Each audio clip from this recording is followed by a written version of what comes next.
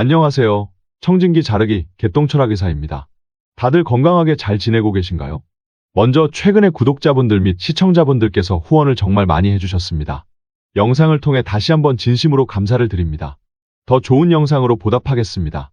감사합니다. 최근에 의료계에서 여러 사건들이 있었습니다. 의사협회에서는 지난 20일에 올바른 의료를 위한 특별위원회, 줄여서 올특위의 출범을 선언했습니다. 물론 박단 전 대전협 대표는 올특위에 참여하지 않겠다고 하였고 의대생 대표 또한 참여하지 않겠다고 했죠. 이걸 두고 언론에서는 의료계 내분인의 모내 말이 많아서 시청자분들 및 구독자분들께서는 걱정이 많으실 것 같습니다. 근데 뭐 내분은 아니고 그냥 하던 대로 하던 거니까 걱정하실 필요는 없습니다. 뒤에서 더 설명드리겠습니다.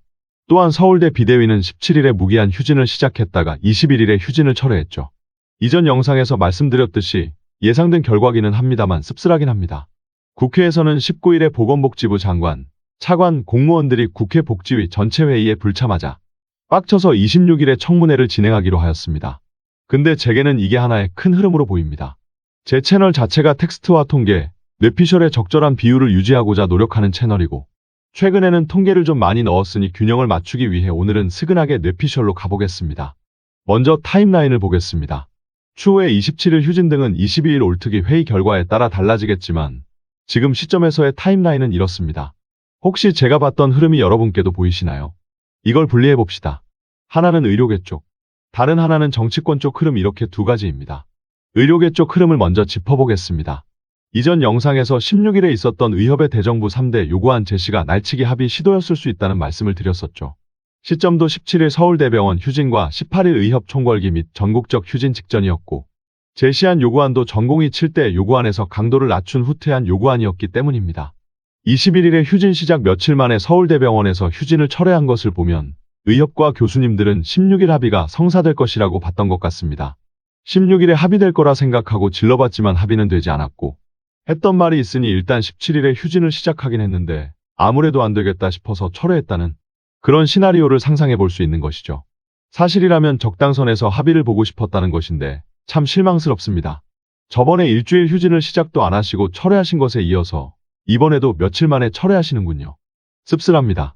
또한 20일에 출범한 올특위도 이면택 회장님은 참여하지 않고 모든 결정권을 위임하고 지원하겠다고 했지만 석연치 않은 부분이 있습니다. 올특위는 총 14명으로 구성은 다음과 같습니다. 주목해야 할 것은 전공의 위원 4명과 의대생 위원 1명이 참여한다는 것이고 또한 만장일치로 의사결정을 한다는 것입니다. 오늘 22일 회의에는 전공의와 의대생들이 참여하지 않아도 회의를 진행한다고 하는데 이는 14명 모두가 회의장에 들어오지 않아도 만장일치의 효력이 발생한다는 것 같습니다. 전공의와 의대생의 의견은 반영되지 않는다는 것이죠. 그럼 참여해서 의견을 내면 되는 것 아니냐? 말씀드렸듯이 만장일치로 결정하는 구조이기 때문에 전공의와 의대생이 참여하는 순간 미친 듯한 압박을 받게 될 겁니다. 거수기로 전락하는 것이죠. 또한 전공의와 의대생위원회 자격 제한을 두지 않았기에 원론적으로는 아무나 참여할 수 있는 겁니다. 즉, 누군가가 바지사장을 내세울 수도 있다는 것입니다. 갑자기 정체불명의 전공의와 의대생이 등장한다면 어차피 잘 모르시는 분들은 그 정체불명의 전공의와 의대생이 누군지 대표성이 있는지 여부는 관심도 없을 겁니다. 날치기 합의가 일어나더라도 여론은 그저 자기네들 손으로 만장일치로 결정한 것도 따르지 않는다며 젊은 의사들을 비난하겠죠. 상황이 돌아가는 것을 봤을 때 올특위의 존재 자체가 젊은 의사들에게는 날치기 합의의 리스크로밖에 보이지 않는 것입니다. 때문에 올특위에 참여하여 거수기로 전락하느니 참여하지 않는다고 미리 선을 그어 누군가가 들어가서 날치기 합의를 하더라도 따르지 않겠다고 하는 것이 더 낫다는 것이죠. 박단 전 대표와 의대생 대표가 불참을 선언한 것도 그런 이유로 보입니다. 22일 오늘이 올특위의 첫 회의인데 회의가 어떻게 진행될지, 향후 투쟁 방향이 어떨지, 27일 휴진은 어떻게 될지는 모르겠습니다. 다만 서울대가 휴진을 철회했기 때문에 긍정적이긴 힘들 가능성이 크겠죠. 근데 뭐 알바인가요? 그래서 의료계 쪽의 흐름을 정리하자면 16일에 의협 측에서의 날치기 합의 의심 시도가 있었고 20일에 젊은 의사들을 압박하기 위해 올특위가 만들어졌고 21일에 서울대병원은 16일 합의 플랜이 어그러졌기에 며칠 만에 휴진을 접은 걸로 생각된다는 겁니다. 이건 의협과 교수님들 측에서는 적당선에서 합의하고 싶다는 시나리오로밖에는 보이지 않는다는 것이죠. 그럼 정치권 쪽 흐름을 짚어볼까요? 18일에는 MBC에서 PD수첩을 방영했습니다. 다시 원고를 쓰면서 확인해보니 생방송 스트리밍으로는 20만 명이, 요약 영상은 6만 명 가까이 시청했습니다. 제가 정치를 잘은 모르지만 MBC는 진보 성향의 언론으로 알고 있고 3개월 전만 해도 PD수첩은 의사의 비판적인 입장이었습니다. 그런데 갑자기 의사의 덜 비판적이고 정부의 더 공격적인 입장으로 선회했습니다. 고맙긴 한데 왜일까요? 또한 19일에는 이국종 교수님의 발언이 있었습니다. 교수님의 말씀은 굉장히 큰 이슈가 되었었죠. 개인적으로 용기 내서 목소리 내주신 것 자체에는 정말 감사드리지만 갑자기 군인 신분을 무릅쓰고 발언을 하신 이유가 뭐였을까 하는 의문은 남습니다. 한국 의료가 붕괴되는 것을 두고 보실 수만은 없으시기에 소신 발언을 하신 것으로 생각되긴 합니다.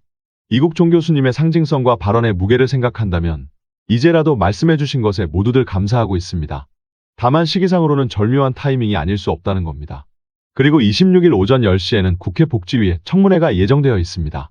증인으로는 보건복지부 조규홍 장관과 박민수 차관, 이기일 차관, 전병왕 모시기 그리고 장상윤 대통령실 사회수석을 부른다고 하죠. 또한 참고인으로는 서울대 비대위 강희경 교수님, 의협 이면택 회장님, 전 대전협 박단 대표님 등 10명을 부른다고 합니다. 제가 정치를 잘 모르기는 하지만 최근 국회가 양당으로 갈려서 파행이라는 기사를 본 적은 있습니다.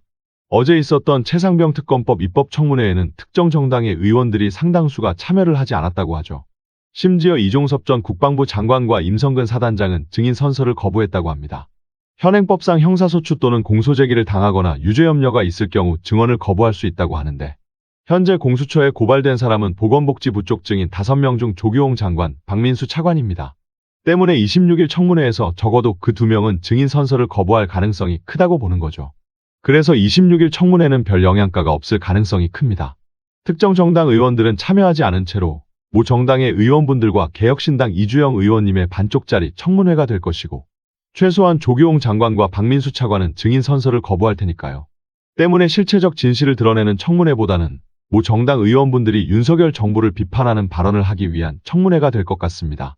개혁신당 이주영 의원님은 좀 기대가 되지만 각 의원분들에게 배분된 시간이 많이 없다는 건 참 아쉽습니다. 그냥 박민수 차관이 나와서 김윤 의원이나 좀 시원하게 깠으면 좋겠네요. 의원님이 어떻게 이러실 수 있냐고. 15년간 4,500명 증언해야 한다고 한 건 김윤 의원님 아니셨냐고. 의원님 말 듣고 버린 일인데 저한테 왜 그러시는 거냐고. 뭐 그럴 일은 없겠지만 말입니다. 정치권 쪽 흐름을 정리하자면 18일에 정부의 비판적인 PD수첩을 방영하고 19일에 이국종 교수님 발언이 타이밍 좋게 여론을 환기시키고 26일에 있을 청문회로 윤석열 정부를 비판하는 분위기를 최고조로 끌어올리고 싶은 걸로 보입니다. 그래서 의료계 쪽 흐름과 합쳐보면 적당선에서 합의하고 싶은 의협 및 교수님들과 여론을 환기하고 윤석열 정부의 비판적인 분위기를 조성하고 싶어하는 정치권의 이해관계가 맞아 떨어지는 부분이 보입니다. 바로 의협 및 교수님들과 모 정당의 합의죠. 심지어 모 정당은 이전 정권에서 합의한 구사 의정합의를 지키라고 요구할 명분도 있습니다.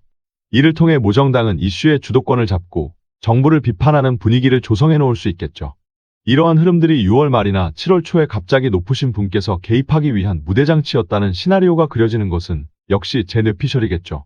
박단 선생님이 올특위 참여를 거절한 것은 지금 시점에서는 그럴 수밖에 없었던 겁니다. 오히려 올특위에 들어갔으면 서울대 휴진철회와 맞물려 좋지 않은 그림이 되었을 테니까요. 그냥 하던 대로 해야 하는 겁니다. 상황이 변한 것은 없으니 걱정하진 않으셔도 됩니다.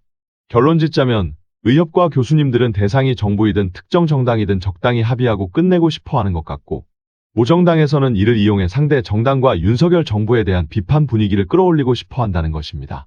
그리고 이러한 흐름은 높으신 분께서 개입을 하기 위한 빌드업으로 보입니다. 누구든지 어떤 목적이든지 의사들의 목소리를 들어주는 것은 좋습니다. 그런데 중요한 점은 젊은 의사들의 목소리가 배제된 채로는 날치기 합의를 해봤자 흔들리지 않는다는 것입니다. 2020년에 날치기 합의로 인한 흉터를 가지고 있는 젊은 의사들이 합의 그거 좀 한다고 해서 돌아갈 이유가 없습니다. 애초에 전공의 칠 때 요구하는 대화를 시작하기 위한 최소 조건이었으니까요. 오히려 의협이든 교수님들이든 윗세대 의사 선배님들과의 라뽀만 깨지는 겁니다. 이면택 회장님께서 경찰 조사도 받으시고 개원이 선배님들께서 공정위 조사도 받으시면서 고초를 겪고 계시다는 것은 잘 알고 있습니다. 그 부분에 대해서는 감사하고 또 슬프게 생각하고 있습니다. 또한 18일에 함께 모일 수 있는 자리를 만들어주셨던 것도 너무나도 감사했습니다. 하지만 젊은 의사들의 목소리를 배제한 채 진행되는 합의에는 감사할 수 없습니다. 대한민국 의료의 미래는 없음을 느끼고 탈출하는 젊은 의사들에게 다시 희망을 주셔야 하는 겁니다.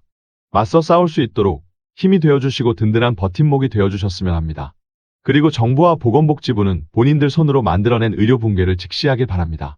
대학병원 파산과 대한민국 의료의 몰락이 눈앞에 있음을 좀 깨달아야 할 것입니다. 법적인 책임을 지고 수습하셔야 할 때가 왔습니다.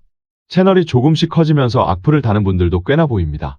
그런데 그런 분들께는 더 드릴 말씀이 없습니다. 의사 수가 적다와 부족하다의 차이도 이해를 못하시는 분들께 더 설명해봐야 뭐 하겠습니까? 말씀하시는 거 보면 그냥 의사 망하기를 물 떠놓고 밤낮으로 기도하시는 분들 같던데요. 이젠 그런 논의가 아니고 어떻게 수습해야 할지를 논의할 때입니다. 이해가 안 된다고요? 그럼 제 영상 보시고 조회수나 좀 올려주십시오. 이러나 저러나 우리 젊은 의사들과 한국 의료는 또다시 정치에 이용당하고 있습니다. 2020년에도 2024년에도 올림픽 마냥 4년마다 소용돌이에 휘말리고 있죠. 특히 이번 정부가 촉발한 의료 붕괴의 결말은 어떻게 될지 저도 잘은 모르겠습니다. 확실한 건 어떤 식으로 결말이 나든 결국 우리 모두에게 상처로 남게 될 것 같네요. 참담한 현실이지만 모두 힘을 내서 함께 갔으면 좋겠습니다. 오늘도 영상 시청해주셔서 감사합니다. 더 많은 제 개똥 철학과 뇌피셜을 듣고 싶으시면 구독과 좋아요 부탁드립니다. 감사합니다.